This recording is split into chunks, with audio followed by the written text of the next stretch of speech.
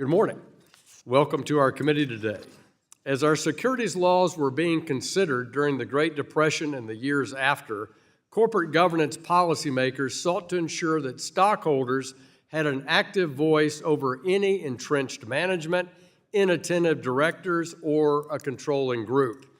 The intent was that all shareholders could assert their ownership rights around key components of running the business and capital allocation. Thus, while our proxy access process was originally designed to empower shareholders and provide them with a voice in company oversight, in recent years it's increasingly become co-opted by activist investors whose primary focus often lies not in maximizing shareholder value, but in pushing narrow political, social, or personal agendas. We've seen the shareholder proposal process diverted away from that critical business strategy focus and instead become a tool for advancing proposals to distract from companies' missions, leading to an erosion of shareholder value and additionally costly burdens on companies that are working to navigate today's complex business conditions and global competition. As we examine the shareholder proposal process, we also must consider the role of proxy advisory firms on capital markets as a whole. While these firms can offer valuable perspective, over the past 2 decades, their influence on corporate governance and voting on particular shareholder proposals has grown significantly. We must ask ourselves if these firms are still fulfilling the intended purpose of serving in the best interests of shareholders, or if they are distracting from the primary goal of enhancing long-term shareholder value.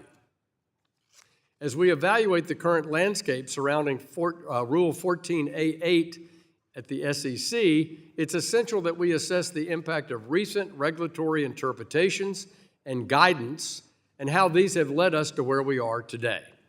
Particularly, we want to look at SEC staff legal bulletins 14L and 14M, which have had a significant impact on influencing how companies and shareholders engage with the proposal process.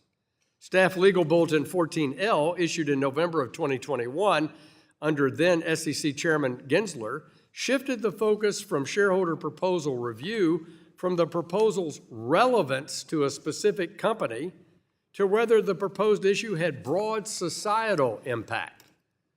Expanding what counts as a relevant proposal makes it harder for companies to block items unrelated to their particular business, letting activists push measures that are disconnected and immaterial from the company's performance.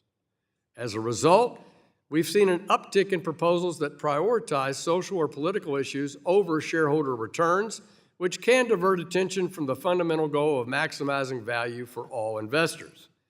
As we look at these recent developments, it's crucial to consider how we can reform the regulatory framework to restore balance and ensure that the proposal process serves its original intent.